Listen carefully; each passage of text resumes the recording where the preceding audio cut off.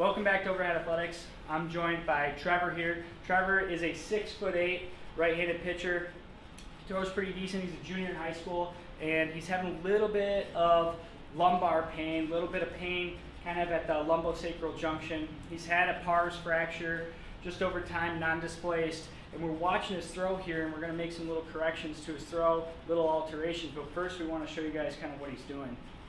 Keep in mind, if you're watching this video at home, what a pars fracture is. Basically, you have these zygoapophyseal or facet joints, and you have a little fracture where there's a piece of the vertebral body that's leading into the facet. So it's going into the facet. So it can actually alter facet arthrokinematics, or how the facet joints move together. If we watch him throw here, we're going to just take note of a couple things.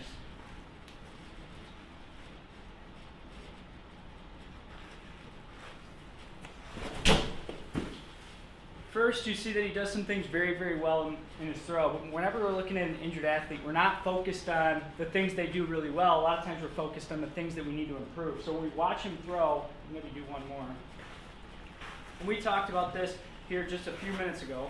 He's actually been a patient in therapy with us. So you'll see he'll stride across his body. He'll stride across his body a little bit. And we're looking for someone his height, approximately 3 inches, maybe 3.5. If we drew a plumb line straight down the mound from the middle of his foot at his navicular bone, if we draw that line down the mound, we're looking for 3.5 inches on either side of that line for a stride direction. What we see is that he's 6, maybe 7 inches across his body a little bit, which is going to change the orientation of his pelvis and how he actually loads his spine in the throw. What we've also noticed in our evaluation is he's provoked by extension. He's provoked more by extension with side bending to the left and rotation. So when we actually look at his hamstring flexibility, we see he's very limited. He gets to about here, and that's something we're going to work on long term so that he can actually get his chest forward further in the throw. But in terms of his spine, we have to actually get him more lined up, more straight towards a target, if you will, with his stride direction. And then we're going to get him to load into his hip a little bit more. So if you do one more, just so everyone can see that at home. What you'll see is that he doesn't actually load into his hip. He flexes his knee. He starts to bring his chest forward, but he doesn't reciprocate with his butt going back. And this is actually an improvement from the original video from this summer. He's been working on his mechanics some throughout the winter to gain some speed, and he's improved from where he was originally with the amount of extension and side bending. We tell everybody that a disease process or an injury process begins long before symptoms are noticed. So he was loading this pars interarticularis for months, if not years, before it eventually was diagnosed and gave way a little bit. And even though he's improved, we want to get him to a point where he's stressing the disc as well as the vertebral body a little bit less in the throw. So one of the things we're going to work on doing with him, and we'll follow up hopefully with some video, is we're going to get him, instead of being in this posture as he begins to accelerate forward, we're going to get him into more hip internal rotation, more load away, butt back, chest forward. So we're actually going to get him into a little bit of a flexion moment because he's so used to being in a global spine extension moment. So we're trying to get him a little bit more flexed. We're going to try to get him more straight towards the target, so perpendicular to the mound with his stride direction. We'll see how that influences his pain. And then simultaneously, we're going to also work on getting him rotated away from the target, working on right rotation through exercise and through what we're doing here with his throwing. So if we're going to try a couple things, the first thing I want you to try is we're going to get you just in this position here. We're going to take the arm out of it first, so we're not worried about what the arm's doing. Yep. Flex, so you're going to push your butt back like you're playing basketball. Yep. Nice athletic position. Okay. So if you were playing basketball one-on-one and someone's guarding you, would you rather have the guy guarding you standing like this or like this? If I was playing them, I want them like this so I can go by them. But like that, yeah, yes. If they're on your team, you want them here. So this is where you're going to be.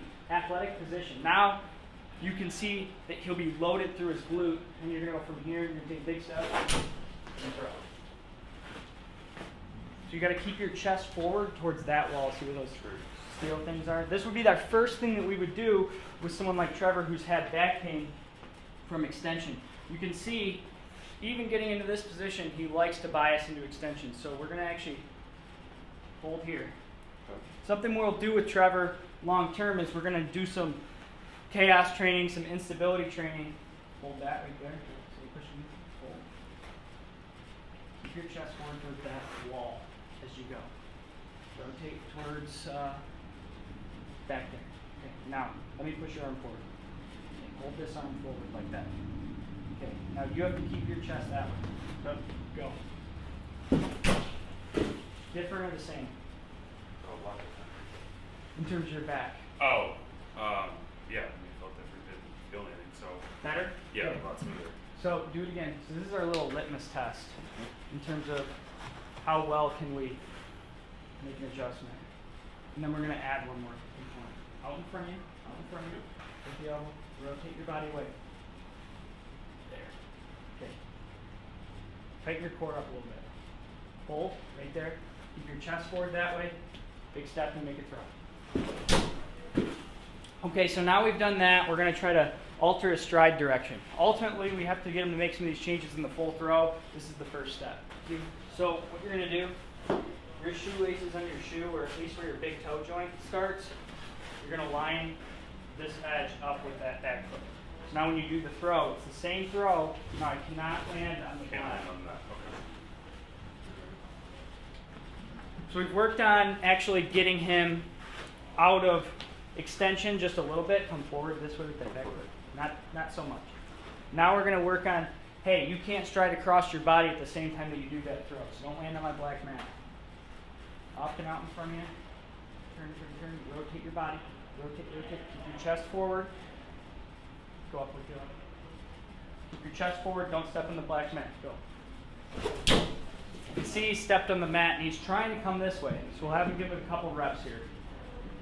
So these are some of the things we'll start to implement with guys as a litmus test in the beginning to make sure that we can get them out of that position that's been provoking their spine, regardless of what that is. Because we've had guys that are provoked in too much flexion as well, and we're working on a lot of hamstring flexibility, a lot of hip rotation. Okay, right there, lift this up, out in front of you. Hold right there. Get this frontal up. Lean. So I'm taking them way away from the position of injury. Go. Okay, what'd you feel? Kind of pulled across. Pulled across. Yeah, just hold it up a little bit more. So you can see kind of how we're starting to implement some of this stuff. This is his first session. These are the first throws we've done together.